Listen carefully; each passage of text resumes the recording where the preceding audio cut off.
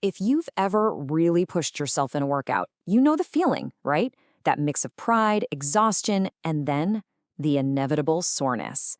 Everyone's got a theory on how to recover faster, from stretching to ice baths. But what does the science actually say?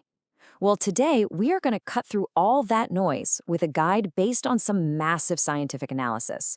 We're going to break it all down step by step. So here's our game plan. First, we'll talk about the price of a good workout.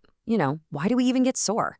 Then we're going to follow the evidence from a huge scientific search to crown the true recovery champions. We'll also meet some situational specialists, find out what works and what doesn't, and then wrap it all up with a super practical playbook you can start using, like tomorrow.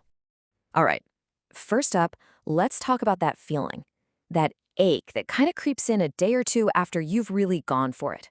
We sometimes wear it like a badge of honor, but what is really going on inside our muscles to cause all that? It's a question anyone who's ever exercised has asked themselves. Why does your body respond with all that pain and stiffness? The kind that makes walking down a flight of stairs feel like an Olympic event? Well, there's a name for it, and it explains everything. It's called delayed onset muscle soreness, or just DOMS for short. See, when you do a tough workout, you're basically creating thousands of tiny microscopic tears in your muscle fibers. And your body's natural response is to fire up its repair crew, which causes inflammation. It's that combo of microdamage and inflammation that gives you that classic deep soreness. So knowing what causes the soreness, a team of scientists went on a mission. They wanted to cut through all the gym floor chatter and really figure out, what does the data say actually works for recovery?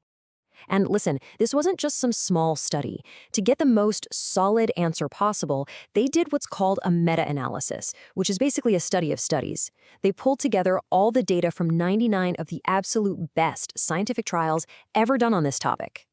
And this chart here gives you a little peek at just how intense that process was. They started with nearly 1,700 different studies and just kept filtering and filtering until only the 99 strongest, most reliable ones were left. This isn't just one person's opinion. This is the result of a huge scientific process, which means we can be really confident in the results. So after all that work, we get to the main event. What did all that data actually show? It's time to meet the undisputed champions of muscle recovery. Okay, so you've got all the contenders in your head, right? Active recovery, stretching, compression gear, ice baths. But which one takes home the gold medal? Massage. And according to the scientists who ran this whole thing, it wasn't even close. They literally called it the most powerful technique for fighting both soreness and that feeling of fatigue.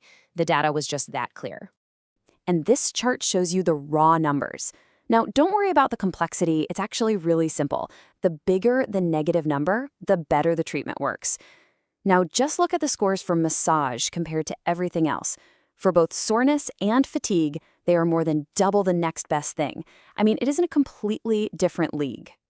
Now, while massage is clearly wearing the crown, it's not totally alone on the podium. The data also showed that compression garments and water immersion, think taking a cold bath or an ice bath, are also really powerful evidence-based tools that make a big difference for both soreness and fatigue. Okay, so beyond those all-around winners, the science also pointed out some situational specialists.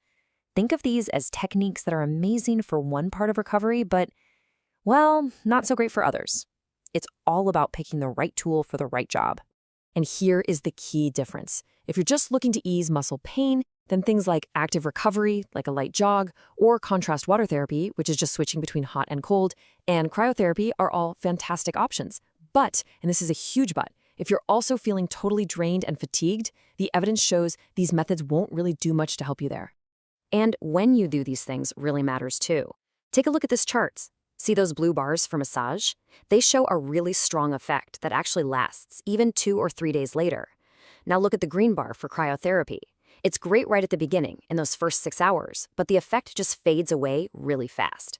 It tells you that timing is a massive piece of this whole recovery puzzle.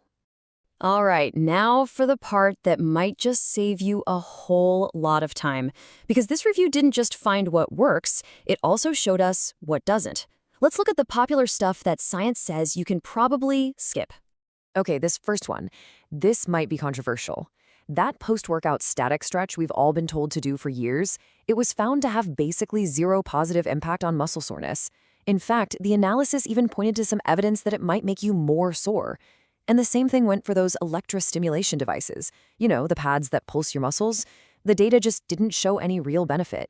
Okay, we've gone through the science, we've seen the winners, the specialists, and the myths. So how do we actually put this all into practice? Let's build your own evidence-based recovery playbook right now. Here's your game plan made super simple. Number 1, your top priority, the absolute gold standard, is massage. It tackles both soreness and fatigue like nothing else.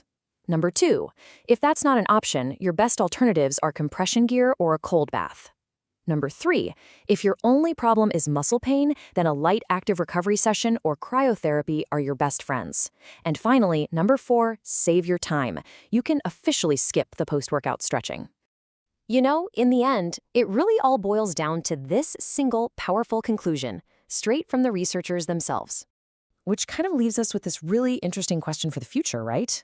We know these individual tools work, but what happens when we start stacking them? Could a massage, followed by wearing compression gear, be the ultimate recovery hack? The research hasn't given us that answer, yet. But it really suggests the next frontier isn't about finding one single magic bullet, but maybe creating the perfect recovery cocktail.